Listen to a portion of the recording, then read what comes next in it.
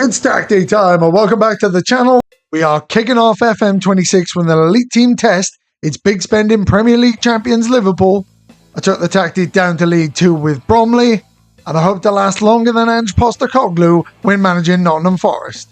The wait is over. FM26 is here. Let's get in to the tests. Here we are kicking off FM26 with an elite team test. We started with Liverpool. We know they won the league last year. We know how much they spent in the summer, and we won the league with 94 points, and we got the most goals with 91 and the most clean sheets with 17, as these lovely new screens show us. Not only did we win the league though, we started the season with a 3-0 win in the Community Shield against Palace. Florian Wirtz with 2 goals in that one. We went on to win the Carabao Cup, a 3-2 win in the final. As you can see, most goals throughout the competition with 16, and again, most clean sheets with 5. Top scorer in the competition, Alexander Isak. We also won the FA Cup, a 3-0 win in the final against surprise finalist Bristol City. I know Steve Hood will like that one. Last but not least, we completed the set with a 1-0 win in the Champions League final against Real Madrid. Team goals, 41 in the Champions League, and again, we finished it with the most clean sheets. Good going forward, solid at the back. Let's move on to the next test. The next test is for those of you who like to start your test in the lower league and work your way up.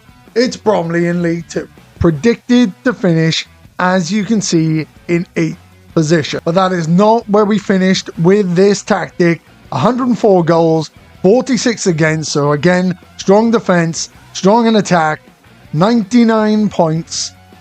Bromley going up to League 1 as unexpected champions. Last test, and some might say the challenge here is not to get sacked within 2 months. It's Nottingham Forest, predicted to finish 10th and in Europe. Okay, last test, and I wanted to put this tactic through its paces. Pick Nottingham Forest, they predicted to finish 10th, and they've got European football. We know how it's going in real life. They've just changed manager to Sean Dyche.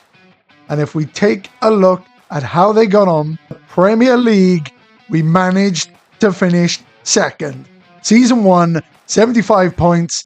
Nottingham Forest finishing 2nd. Unbelievable achievement. Not only did we finish 2nd, we won the Europa League, beating Porto 1-0 in the final. An incredible achievement for this tactic. It's been tested at different levels and different quality teams. Now let me show you how I put this one together. So here is the tactic, and we're looking at a brand new setup for FM26. You are looking at the in-possession tactic, you are looking at the out-of-possession tactic, and we are going to run through it all. If you're enjoying this one, hit like. Hit subscribe. There's going to be plenty more tactics on the channel throughout FM26. The download link for this one is going to be in the description. Now let's have a look at the team and player instructions. So here are the team instructions. I'm going to go through the in-possession setup and the out-of-possession setup. So let's break it down and take a look at these new screens. So we've got the play through the press. That's what that one is. You want to have a look. Play through press. Take more risks. Stay composed under pressure. It's like play out from the back. And then we're distributing to the centre back. So you can see they take up a position there to receive the ball from the goalkeeper. No extra instructions on this. If I click to the middle third of the pitch, you can see where the players move and where they will be when the ball is in this phase of play when we've got possession. All new things to learn on FM26, and we've not made any changes there. I've left everything exactly as it was. Over to the final third. Again, no changes there. Left everything exactly as it was, but you can see how the players move, how they step up, how those wing backs get from here to much tighter to the attack. It's exciting. You can see exactly what your tactic is going to do in possession in all 3 phases of play. You can see the roles that we've picked as well, and I'll go through the reasons that we've picked them in a little bit.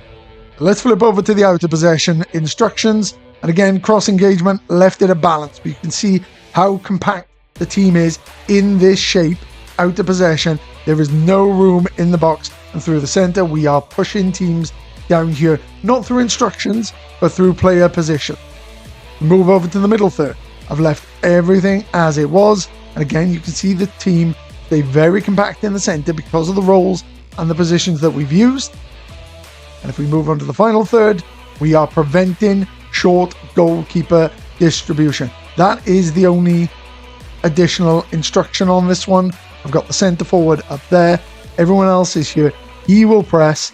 Everyone else is just minding the defence, keeping us solid. You saw high number of clean sheets in all of the tests. This is why. Over to the player roles and instructions. So we're starting off. I'm going to break down the in possession and out of possession for you. Starting off. Standard goalkeeper role in goals in possession. Nothing too crazy. Just a goalkeeper. Keep the ball out of the net. Don't do anything wild. Play the ball short to the centre-back. Out of possession, I've gone sweeper keeper.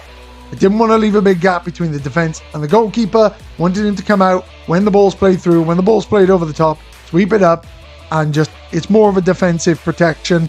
But as we've said, in possession, nothing too crazy from him. A good balance of roles. Over to the fullbacks. In possession, we've got a wing back. Gets further forward. That's the role we wanted to use. And out of possession, we've gone for a pressing fullback. We take a look at the instructions. I've added dribble more often in possession, take more risks, and cross from the byline. Out of possession, just tackle harder, and it is exactly the same on the other side. Tackle harder, dribble more, take more risks, cross from the byline. Okay, so the reason I've used those roles is the wingback is a very attacking role with the ball, and a pressing fullback is a very attacking role without the ball. Ahead of them, you've got the inside forward. The inside forward will tuck in, so the wingback can overlap when we've got the ball, and when we haven't got the ball, the inside forward can press on the inside, and the pressing fullback can press on the outside. It's combining the roles on the wings to create effective combinations with and without the ball. Over to the defensive midfielders, nothing too crazy here.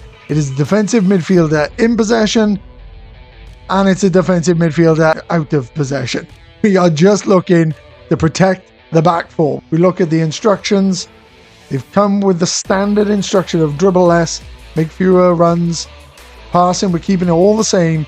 Out of possession, we are just adding tackle harder, and that is on both defensive midfielders. Exactly as they are, just adding tackle hard. Over to the wingers. So, in possession, inside forward, we want to get them as close to the attacking midfielder and the striker as possible, creating the central overloads, allowing the space on the outside for the wingback. Out of possession, a wide midfielder. Don't want them pressing too high. I want them to come back into the shape, protect the back four in the wide areas as much as possible, but not come back too deep. Didn't want to have them supporting the defence and tracking back too far so that we couldn't hit on the counter. Didn't want them to stay high so we were left exposed. So we've gone for the wide midfielder for that extra protection. It's exactly the same on both sides. As far as instructions on this one, we've added more often on the trigger press, mark tighter, tackle harder, dribble more, cut inside and sit narrow. Also take more risks. So these are the out of possession instructions, and these down here are the in possession instructions. Exactly the same on both sides. Over to the attacking midfielder.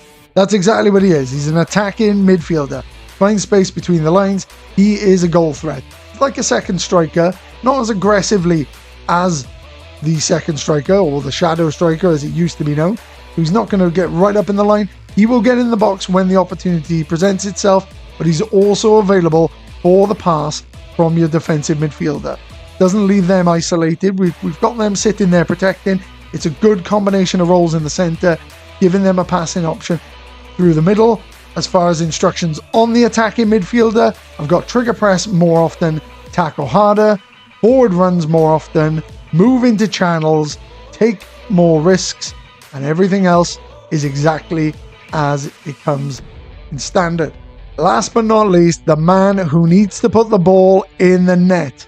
We don't have advanced forward anymore, but we do have channel forward, and I like the movement on this player. I think he picks up some really good positions think it mirrors a lot of the movement from the advance forward, and it's a great role. I'm excited to use this one in more tactics.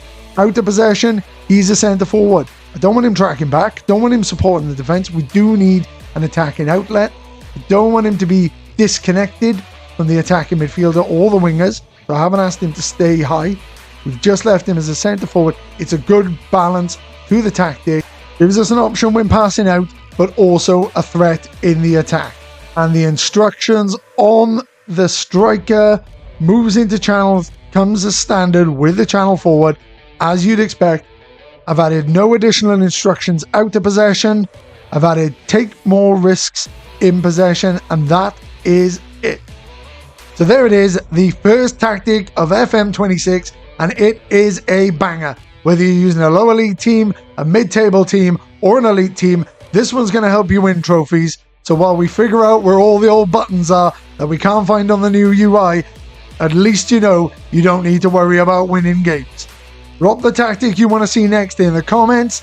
As for today, tactic time done.